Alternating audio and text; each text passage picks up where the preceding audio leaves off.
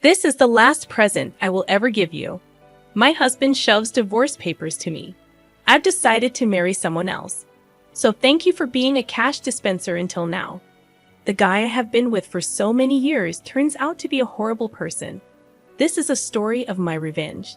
My name is Jessica. I'm turning 50 this year. In fact, tomorrow is a little special day. I'll be living in debt for a long time and will finally finish paying it off. My husband Lance and I have worked really hard together. We got married 20 years ago. I was 30 and he was 35. He ran a liquor store that he inherited from his parents who had passed away. I, on the other hand, was an office worker. We met through an acquaintance and started dating with marriage in mind. I had one concern back then. What if he asked me to run the store with him? I was working as a financial consultant who advised on insurance and investment to individual and corporate clients at the time. I was getting paid better than average 30-year-olds and loved my job. I was studying for certification to take my career to the next level when he proposed to me. He said, "I know you have been working hard to get the certification. I want to support you in any way I can. I have enough staff at the store so I can manage it myself. You should pursue your dreams." His assurance was a catalyst for my decision to marry him. He was benevolent and always on my side. I truly wanted to build a life with such a man. As we agreed in the beginning, he focused on his business, and I focused on my work. We thought that our marriage was going well. About a year into it, he went to work, and I was spending my day off at home. When I was vacuuming under the bed, it caught a lot of papers. It had been less than 6 months since we moved in. I wondered why there was such clutter. I picked up a crumpled piece of paper and opened it. The header in bold letters jumped into my eyes. Reminder of payment. The total amount of the debt under Lance's name was $200,000. $200,000 was not $2,000, is it? My head started spinning. Why did he hide such a large amount of debt from me? I questioned him as soon as he got home that day. "What is this debt? What's going on?" "No, it's not what you think. It was left to me by my parents." That was not a personal debt, but rather on his liquor store. It was made by his parents, and when he took over the business, it also came along. It was secured by the land and the house we lived in, so he had no intention to renounce the inheritance. I understood that it was not his personal debt, but it was not something that could be left unattended. "But this is a payment reminder. Aren't you paying back every month?" "I am, but sales fluctuate from month to month. Sometimes I can't pay them back during the slow month. I have to pay my staff first, so I've asked them to wait." That's when the letter came. At first, his explanation sounded to make sense, but it was definitely not a good idea to delay payment. The letter included the words "final notice." "I didn't tell you because I didn't want you to freak out. Don't worry though. Business is on track, and we haven't been evicted from the house, right?" "That's true, but..." I looked at him anxiously. Then he mentioned something unexpected. "If you're so worried, why don't you help me pay it off? You are making quite a lot, aren't you?" I wasn't comfortable with where he was going. It was not my store, and a husband and a wife were supposed to help each other. "My debt is also yours. That's a bit sudden. Are you okay if my store went out of business? Many people would suffer if it was gone, you know." I guess he was right. His store had become an indispensable part of the community. It was located in the suburbs where there weren't many shops or supermarkets around. He was also selling fresh foods such as meat and fish, and offered a home delivery service. I visited the shop several times, and it was always busy. Some customers stated that they were so grateful to have it in the neighborhood. "Please, honey, I'll be focused on keeping my business rolling. Please help me pay off my debts." I respected the way he took his work seriously and devoted himself. I didn't want to see his store disappear. I didn't want that to happen for sure. Being married means that we support each other at all times. If you are struggling, it seems only natural for me to help him. "Okay, I'll repay back as much as I can every month from my salary. You can concentrate on managing the store." I could help financially, but only he could run it. I was happy that he relied on me above all else. However, it was the beginning of a change in him. About 3 years had passed since I took over his debt. He often came home late. "What were you doing until this late?" You reek of alcohol. I just had a few drinks with my customers, honey. Did you make a payment this month? For some reason, he sounded condescending. I did last week. Why? The store depends on you. You'd better keep paying on time. Whenever he got drunk those days, he gave me an order. I had taken it as nonsense from a drunkard, but it started to prick my nerves when he did it repeatedly.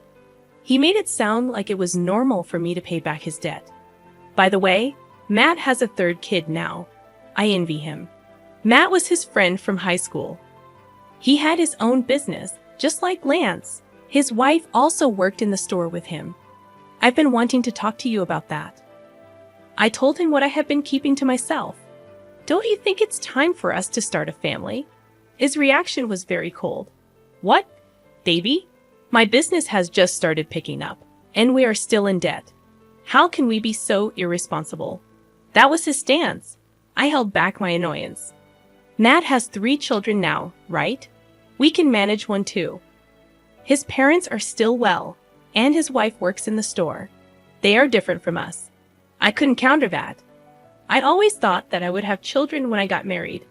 My dream was crushed easily, so until I paid off all your debts, we can't have a baby. Well, I guess that's how it's going to be. If you make a lot of money and pay off studies quickly, I will think about it. His mean smile disgusted me, but I felt impatient to pay off the debts as soon as possible. How blind I was. Even though it was an irrational demand, I was still occupied with the thought of starting a family and didn't even think about it. From then on, I worked tirelessly for Lance. I actively obtained qualifications, took promotional exams, and secured a salary increase. I started earning much more than women my age. I even made advance payments, but the debt didn't disappear so easily. I turned 40 before I knew it and had to give up on having children. I thought to myself that I still had my husband and thought he was enough. He relied on me, and I could do anything for him. As long as I still believed that, I remained happy. Lance started coming home later and later as the days went by. He sometimes came back in the morning. I was working in the store, and it was morning when I realized it. I had to go out with a customer, and the next thing I knew, the sun was out. When I saw him working so hard to protect the store, I felt that I had to do my best as a wife too. We were on the same boat, sailing for a better future together.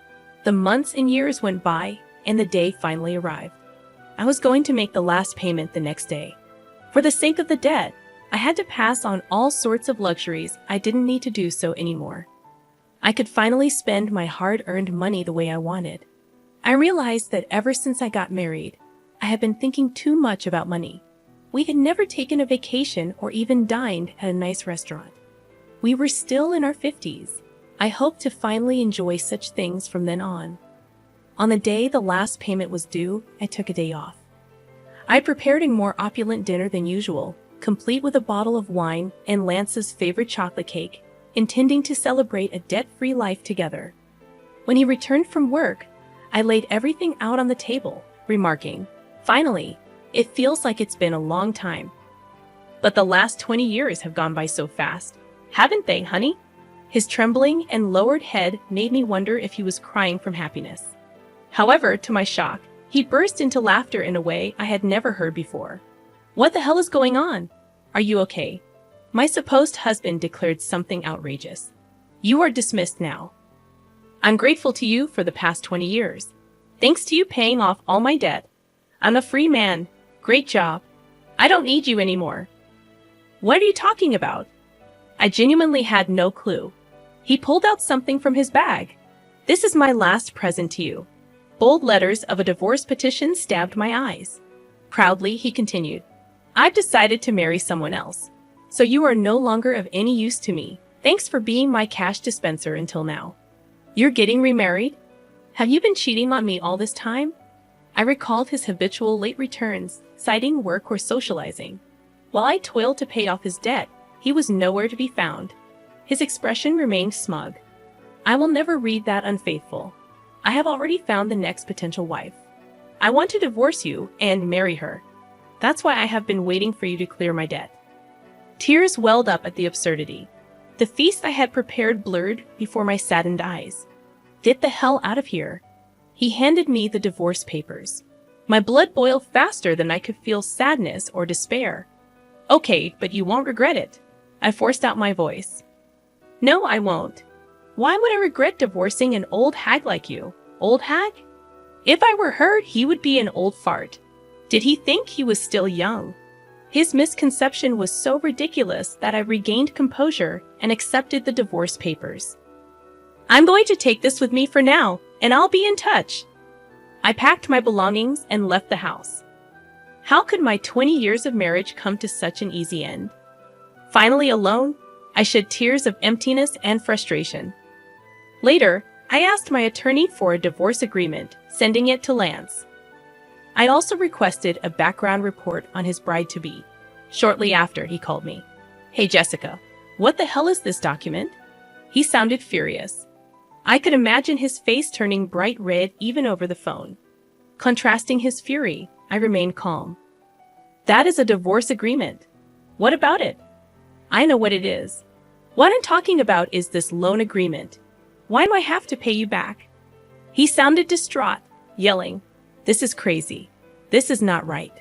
Referring to the repayment of the loan between spouses during the marriage, he protested against returning the money I paid on his behalf. This is ridiculous. You decided to do it out of your goodwill, didn't you? Why are you digging up the past? What do you mean? I did it as your wife. If we divorce, that's a different story. Regret hit him. He just realized it. When he asked for a divorce, I immediately thought of making him repay my head.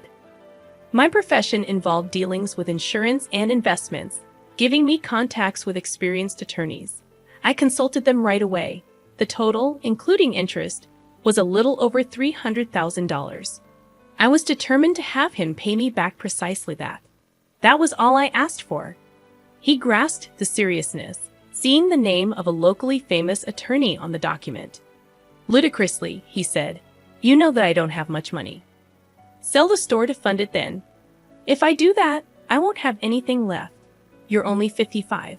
You could still find a job if you wanted to. Give me a break. The conversation made no sense. I wanted to hang up, but there was one last thing to check.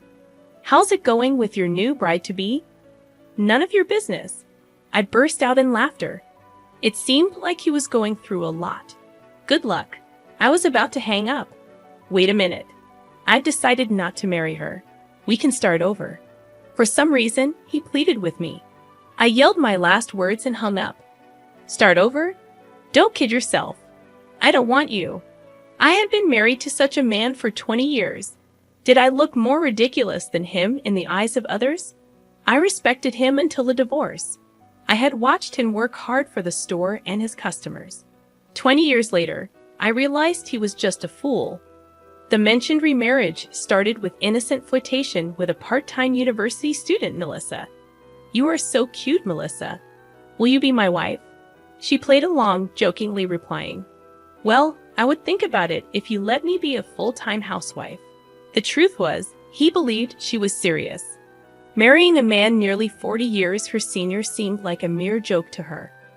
It turned horrifying when he persistently pressed her to marry him, leading her parents to intervene and obtain a restraining order against him. Reading the private investigation report, I laughed so hard I hyperventilated. When he came home late, I assumed he was working hard, unaware of the truth. Instead, he was hitting on young girls at bars and strip joints, boasting, I'm surprisingly popular with young girls. I'm a salesman, so I have this easy-to-talk-to aura and get along with them. And I'm told that I look younger. Don't you think so? The girls apparently cringed at his comments. With no use for his older wife and viewing me only as a cash dispenser, his misconceived self-image turned him into a somewhat laughable stalker who almost got in trouble with the police. Perhaps it would have been better if he had cheated on me. Unfortunately, he couldn't even find a mistress. The reason behind his pursuit of a young girl was his friend Matt having a grandchild. Matt recounted, As soon as he saw my grandchild, he said he wanted to have a child himself. I scolded him, saying he shouldn't say such a thing. You have been paying his debt for him. He was absolutely mortified. I'm glad I didn't spend my golden years with that man, I muttered. My divorce finalized, and despite unclear property division, he gave up due to my attorney's reputation. I wondered how such a gutless person had stayed in business. He sold the store to pay me back. Fortunately, just before the sale, his employees abandoned him. Customers frowned at him for giving up a family business. When they learned the reason was to pay his ex-wife, shock spread through the community. He got what he deserved when he demanded a divorce. A true story that sounded like a comedy circulated. Even if he hadn't sold the store, the bad publicity would have affected his business. Selling before bankruptcy was probably a blessing. The money wasn't enough, so he still works part-time to pay me back. Sometimes he messages, "It was all my fault. Can we get back together?" Even after blocking, he calls from different phones. "If you contact your ex-wife any further, we'll file a restraining order," warned my attorney. The calls stopped. He is terrified of the attorney. Guess what I do now? I'm a marriage counselor. Turning 50, I joined my friend's matchmaking business. I quit my previous job, helping singles find a match, offering advice on finances, insurance, etc. Couples appreciating frank discussions from the beginning increased our membership. Having been through a lot, I don't want them to make the same mistakes I did. Though my salary is lower, I enjoy helping others be happy every day. I found happiness after getting rid of my ex-husband. Today, I'm a bridge to someone else.